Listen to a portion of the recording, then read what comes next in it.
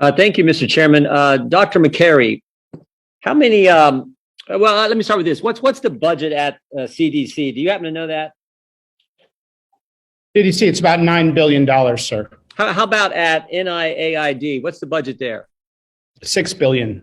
$6 billion, $9 billion at CDC, $6 billion NIAID. What about NIH? What's the budget there?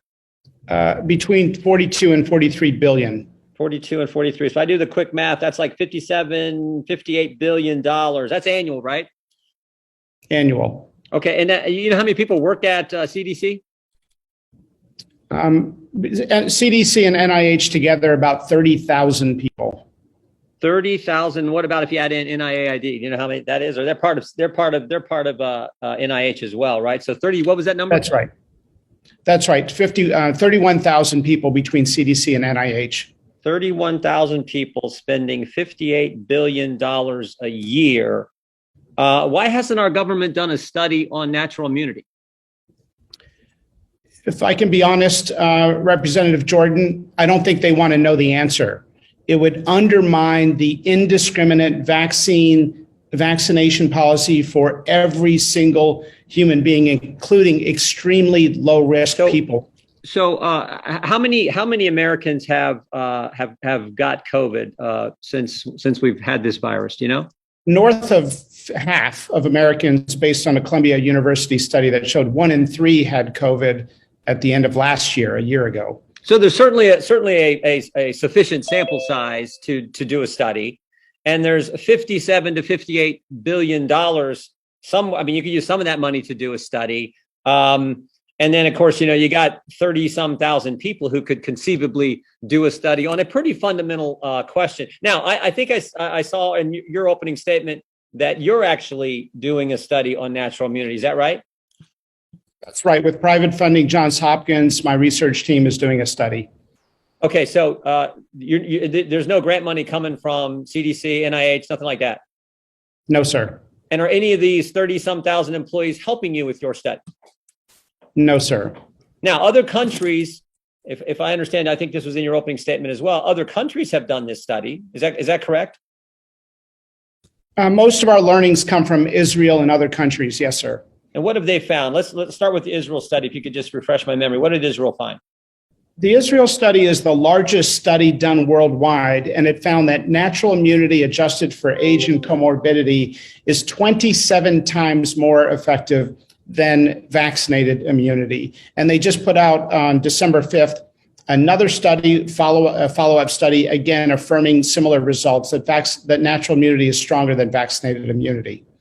But the scientists in our government at CDC and NIH, they don't account for that. They don't talk about that. What do they say about that study? They never talk about it unless asked. But I would say that they are doing worse than being absent on the topic. They are undermining natural immunity through 2 studies that the CDC did that are so flawed, that are so poorly put together. Honestly, they would not qualify for a 7th grade science fair.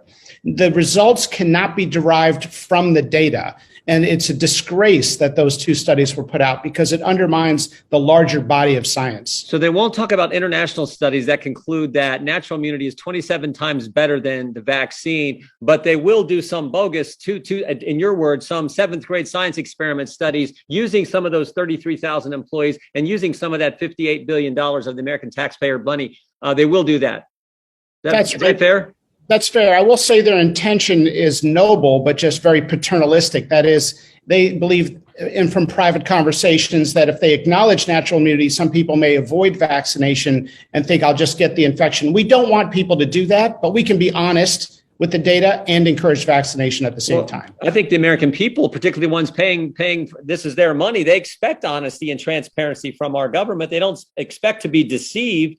So, this is what gets me. We can spend money. Some of that $58 billion and some of the resources at NIH and CDC can be used to fund gain of function research and give a grant to EcoHealth, who then sends some of that money to a lab in Wuhan, China. That's just fine, but we can't find any resources to deal with a fundamental question about natural immunity, and so much so that you have to go out and get private funding to do it yourself. That's right. The NIH spent twice as much money on aging research last year, the year of COVID, more than they spent on COVID research. This would be laughable if it wasn't so serious. And the implications when you think about these mandates and everything else that's happening, what it's doing to our economy, not to mention just being honest with the American people who, after all, it's their money. But yet we have the head guy, Mr. Fauci, Dr. Fauci, saying, I represent science, but he's afraid to actually do the science and do the studies that need to be done to answer this question. And we have to rely on international studies and your private study to get the truth to the American people. We've subjected 72 million children to intense restrictions for 2 years, yet we don't have the most basic research. We've never had an NIH funded study on masks in kids, and we've never had any information revealed by the CDC on whether or not any healthy child has died of doctor, COVID. it's either they know the answer and don't want the American people, they know the answer and don't want the American people to know, or they do know the answer and are trying to hide it. I mean, it's like they know the answer, or they're not sure the answer, I should say, or they know the answer and are trying to hide it from the American people. It's one of those two.